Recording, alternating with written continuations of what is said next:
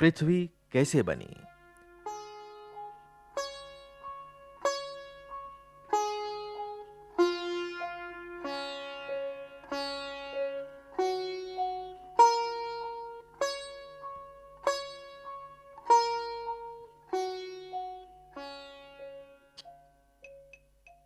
प्रिय इंदु, तुम जानती हो कि धरती सूरज के चारों तरफ घूमती है और चांद धरती के चारों तरफ घूमता है। शायद तुम ये भी जानती हो कि ऐसे और भी कई पिंड हैं जो धरती की तरह सूरज का चक्कर लगाते हैं। हमारी धरती समेत ये सब सूरज के ग्रह कहलाते हैं। चांद धरती का उपग्रह कहलाता है क्योंकि वो धरती के ही आसपास रहता है। दूसरे ग्रहों के भी अपने-अपने उपग्रह हैं। सूरज, उसके ग्रह और ग्रहों के उपग्रह मिलकर एक सुखी परिवार बन जाता है। इस परिवार को सौर जगत कहते हैं। सौर का अर्थ है सूरज का, और क्योंकि सूरज इन सब ग्रहों का पिता है, इसलिए इस पूरे समूह को सौर जगत कहते हैं।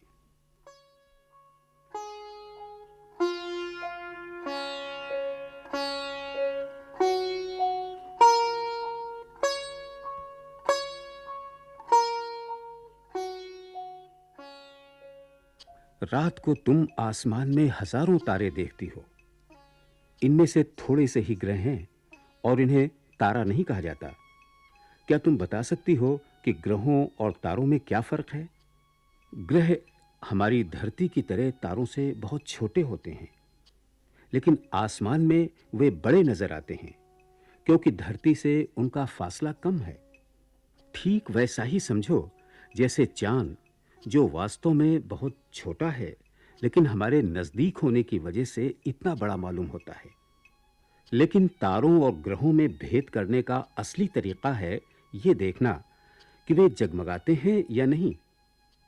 तारे जगमगाते हैं, ग्रह नहीं जगमगाते। इसका कारण यह है कि ग्रह केवल इसलिए चमकते हैं क्योंकि सूरज की रोशनी उन पर पड़ती है।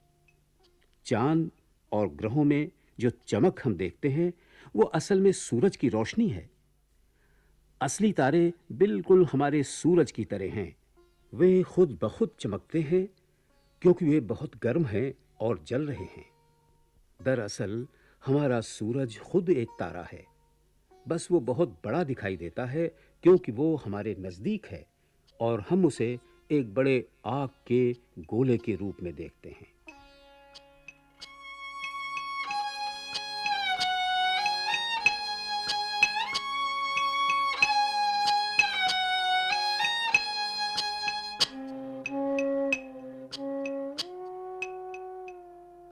अब तुम्हें मालूम हो गया कि हमारी धरती सूरज के परिवार में है, यानी सौर जगत में। हम समझते हैं कि धरती बहुत बड़ी है और हमारी जैसी छोटी सी चीज के मुकाबले वो है भी बहुत बड़ी। किसी तेज रेलगाड़ी या जहाज पर बैठकर भी इसके एक हिस्से से दूसरे हिस्से तक जाने में हफ्तों और महीनों लग जाते हैं। लेकिन हमें चाहे ये कितनी ही बड़ी दिखाई दे, असल में ये धूल के एक कण की तरह हवा में लटकी हुई है। सूरज धरती से करोड़ों मील दूर है और दूसरे तारे इससे भी ज्यादा दूर हैं।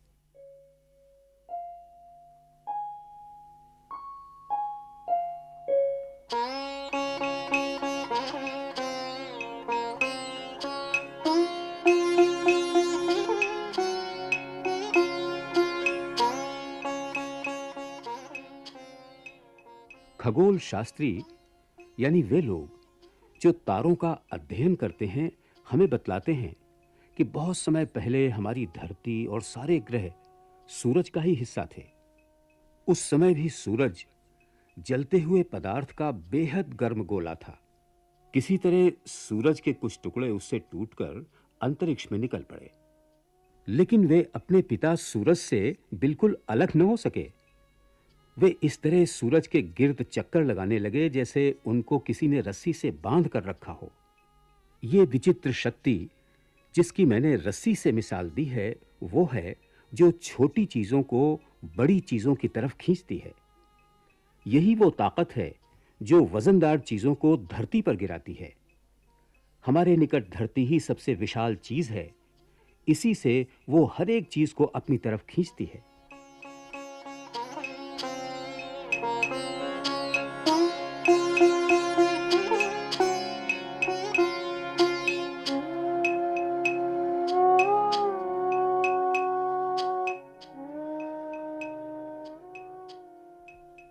इस तरह हमारी धरती भी सूरज से निकली थी।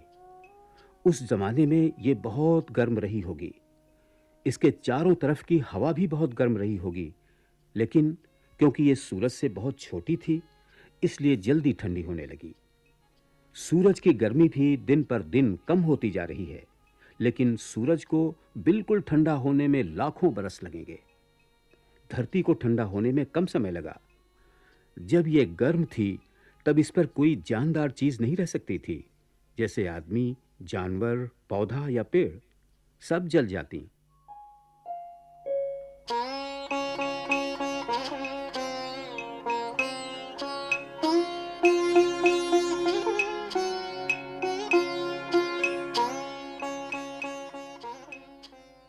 कुछ लोगों की धारणा है कि जिस तरह सूरज का एक टुकड़ा टूटकर धरती बन गया, उसी तरह धरती का एक टुकड़ा टूटकर चांद बन गया। बहुत से लोगों का ख्याल है कि चांद धरती के उस हिस्से से निकला है जो आज अमेरिका और जापान के बीच का प्रशांत महासागर है। खैर, धीरे-धीरे धरती ठंडी होने लगी। उसे ठंडा होने में बहुत समय लगा। धीरे-धीरे धरती की ऊपरी सतह तो ठंडी हो गई, लेकिन उसका भीतरी हिस्सा गर्म बना रहा। अब भी अगर तुम किसी कोयले की खान में घुसो, तो जैसे-जैसे तुम नीचे उतरोगी, गर्मी बढ़ती जाएगी। अगर तुम धरती के अंदर बहुत दूर तक जा सको, तो तुम्हें धरती अंगारे की तरह मिलेगी। चांद भी धीरे-धीरे ठंडा होने लगा, और क्योंकि वो धरती से छोटा था, इसलिए उसके ठंडा होने में कम समय लगा। उसकी ठंडक बड़ी सुखद होती है ना? उसे ठंडा चांद कहते हैं। शायद वो बर्फ की नदियों और बर्फ से ढके हुए मैदानों से भरा हुआ है।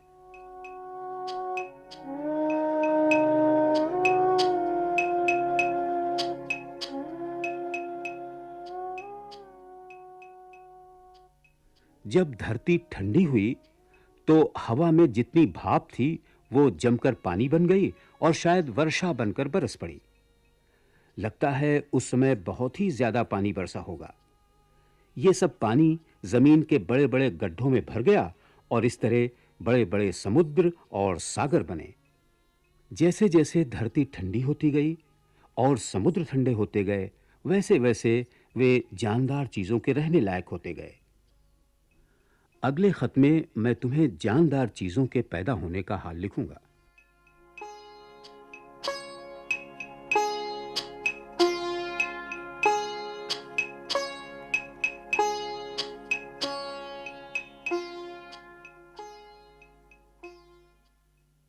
ये पत्र जब लिखे गए थे, उसके बाद से कई बातों में वैज्ञानिक जानकारी और दृष्टिकोण बदल गए हैं और आधुनिक विज्ञान ने सिद्ध कर दिया है कि चंद्रमा पर न हवा है, न पानी है, केवल चट्टानें हैं और बालू है।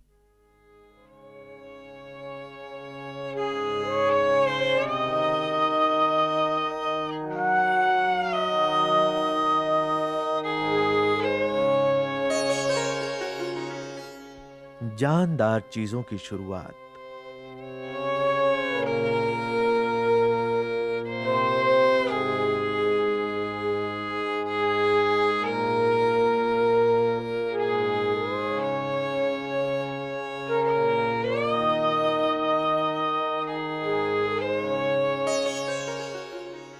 प्रिय इंदु, पिछले खत में मैं तुम्हें बता चुका हूं कि एक लंबे समय तक धरती इतनी गर्म रही होगी कि उस पर कोई जानदार चीज नहीं रह सकती होगी।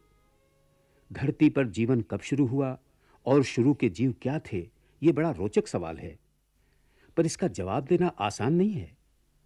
पहले यह समझना होगा कि जान क्या है।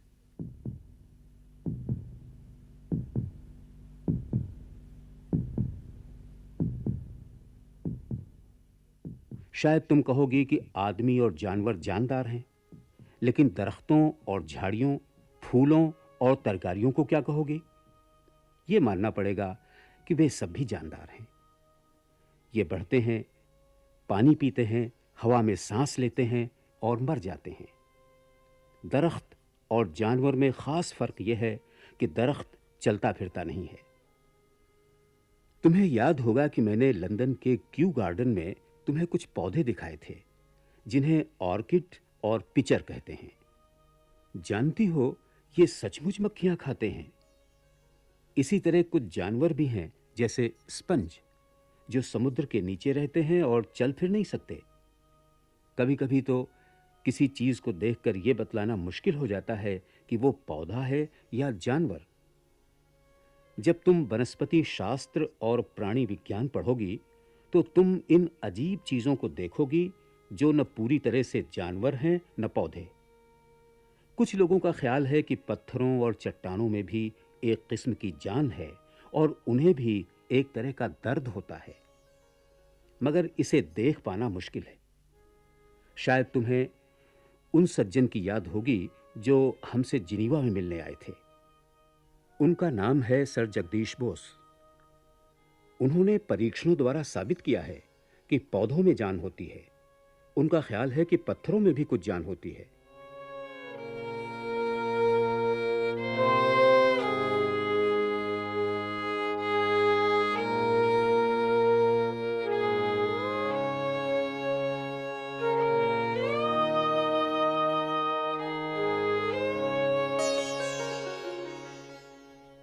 अब तुम्हें मालूम हो गया होगा कि किसी चीज को जानदार या बेजान कहना कितना मुश्किल है।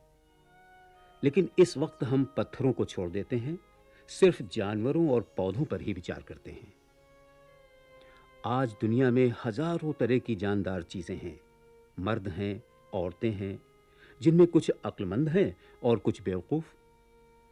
जानवर भी बहुत तरह के हैं, जिनमें हाथी, बंदर और चींटी जैसे चतुर जानवर भी हैं और बहुत से बुद्धू जानवर भी। जीवन के इस क्रम में मछलियां और बहुत से समुद्री जीव और भी निचले दर्जे के हैं। इनमें भी सबसे निचले दर्जे के जीव हैं स्पंज और जेली के आकार की मछलियां और वो चीजें जो आधा पौधा है और आधा जानवर।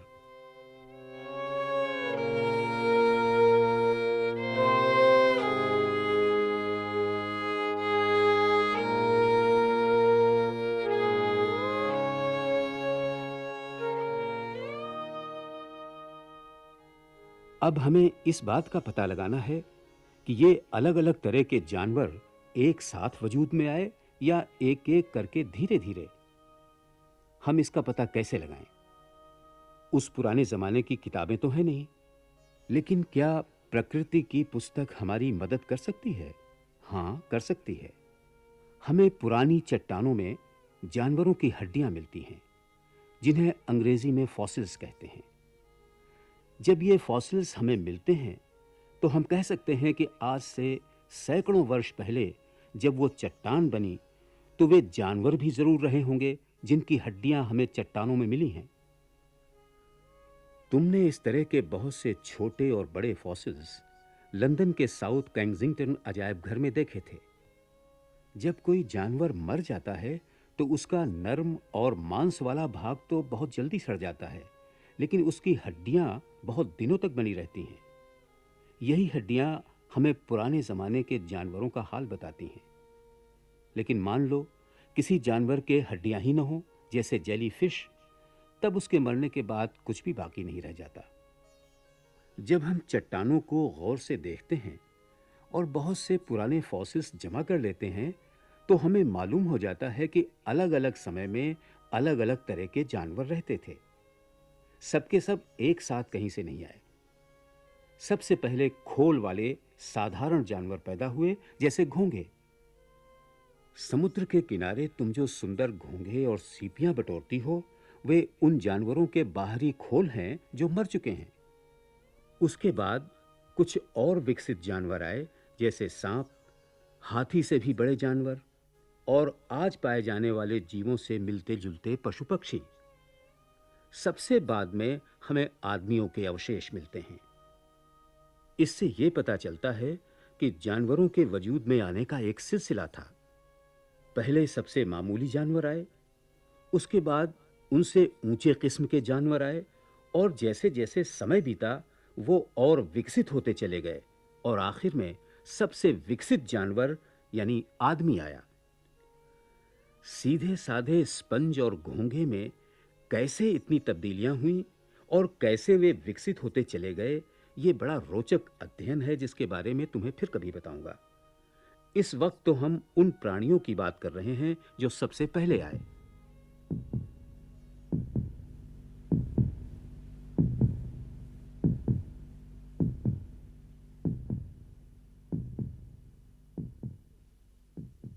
धरती के ठंडा हो जाने के बाद शायद सबसे पहला जीव वो नर्म जेली जैसी चीज थी जिस पर न कोई खोल था न कोई हड्डी। वो समुद्र में रहती थी। इनके फॉसिल्स नहीं मिलते क्योंकि इनकी हड्डियां थी ही नहीं, इसलिए हमें अनुमान ही लगाना पड़ता है। आज भी समुद्र में जेली के आकार के जीव पाए जाते हैं। ये गोल होते हैं, लेकिन इनका आकार लगातार बदलता रहता है क्योंकि इनमें न कोई हड्डी होती है न कोई खोल। अगर तुम इनका चित्र देखो तो पाओगी कि इनके बीच में एक बिंदु होता है, इसे केंद्र कहते हैं, और ये एक तरह से इनका दिल है।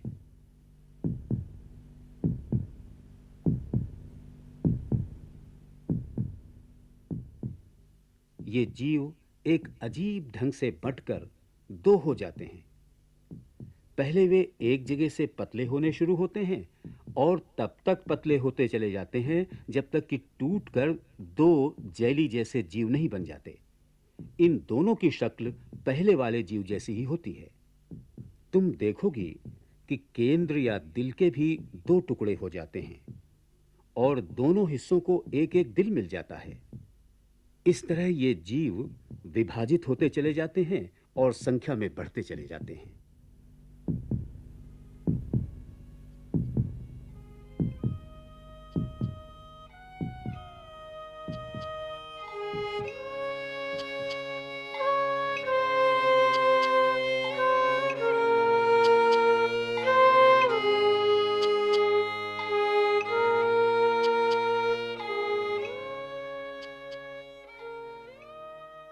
इसी तरह की कोई चीज हमारी पृथ्वी का पहला जीव रही होगी।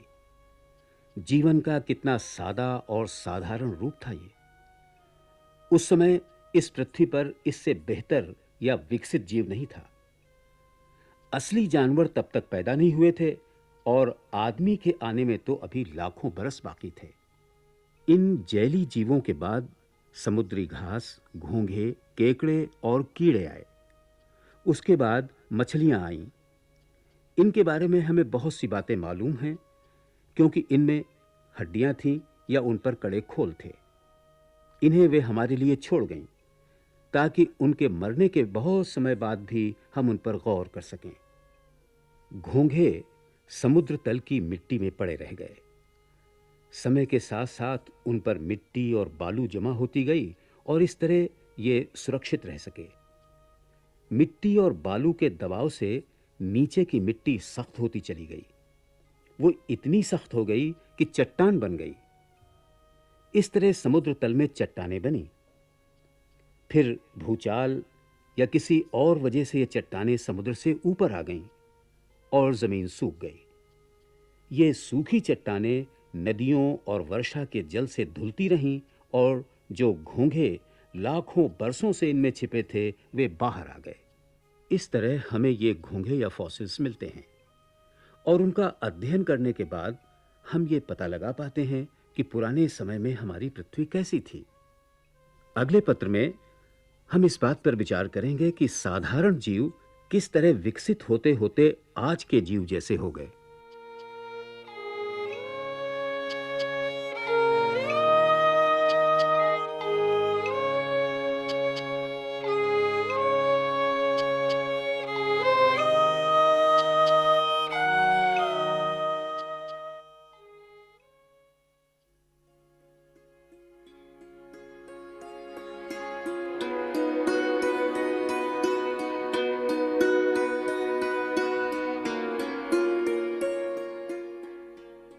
जीव जंतु कब प्रकट हुए।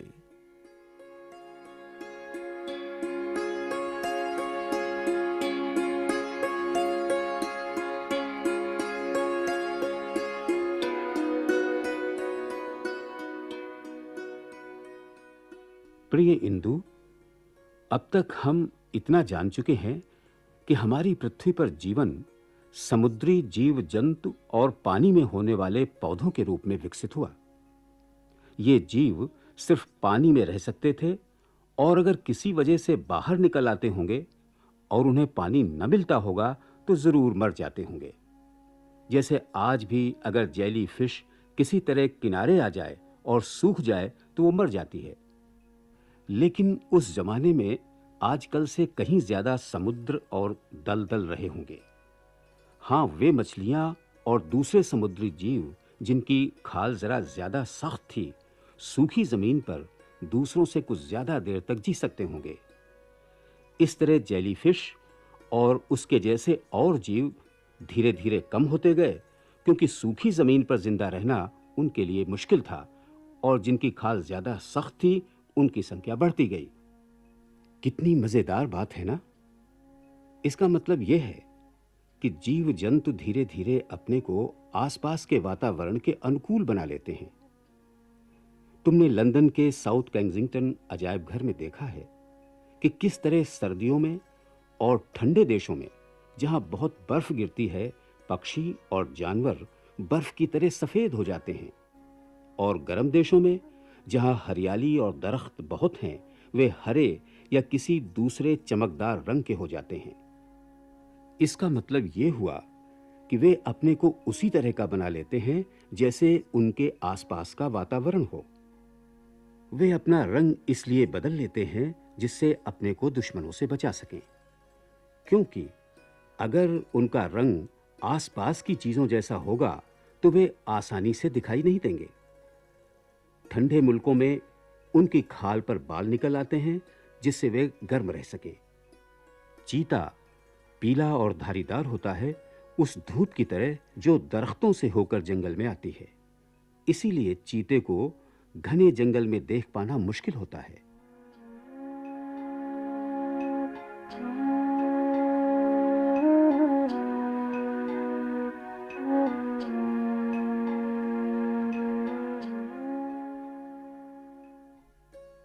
जीव जंतुओं का इस तरह अपने आप को वातावरण के अनुकूल बना लेना बहुत रोचक और महत्वपूर्ण बात है। ऐसा नहीं कि जीव जंतु खुद अपने को बदलने की कोशिश करते हैं, लेकिन जो जीव जंतु आसपास के वातावरण के अनुकूल बन जाते हैं, उनके जिंदा रहने की संभावना बढ़ जाती है। इस तरह उनकी तादाद बढ़ने लगती है जबकि दूसरों की नहीं बढ़ती। इससे बहुत सी बातें समझ में आ जाती हैं। इससे यह स्पष्ट होता है कि साधारण जीव धीरे-धीरे विकसित होते हुए ऊंचे दर्जे के जीव बन जाते हैं, और मुमकिन है कि लाखों वर्षों के बाद वे आदमी के रूप में विकसित हो जाएं। अपने चारों तरफ होने वाली ये तब्दीलियां हम देख नहीं सकते, क्योंकि वे बहुत धीरे-धीरे होती हैं और हमारी जिंदगी छोटी होती है। लेकिन प्रकृति अपना काम करती रहती है और चीजों को बदलती और सुधारती रहती है। वो न तो कभी रुकती है और न आराम करती है। तुम्हें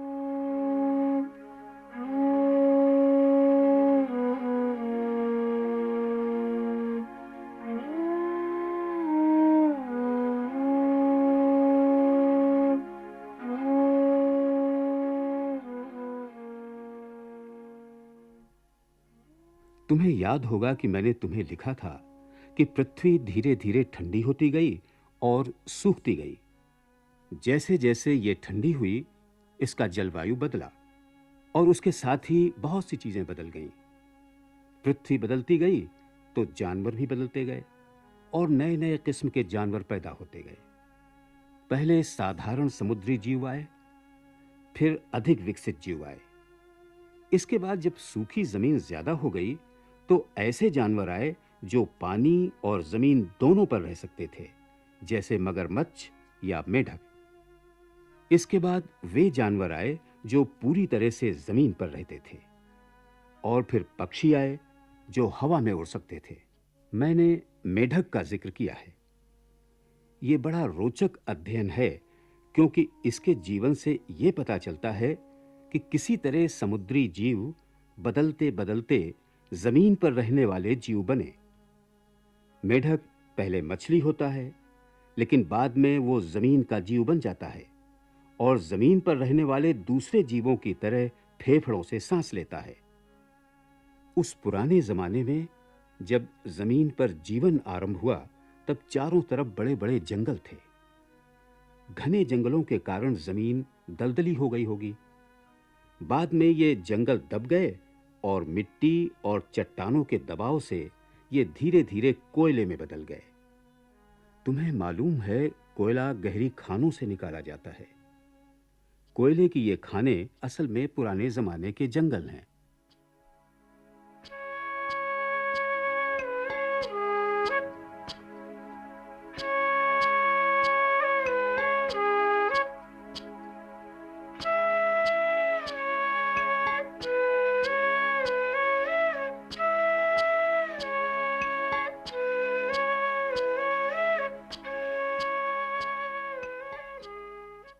जमीन पर रहने वाले शुरू के जानवरों में बड़े-बड़े सांप, छिपकलियां और घड़ियाल थे।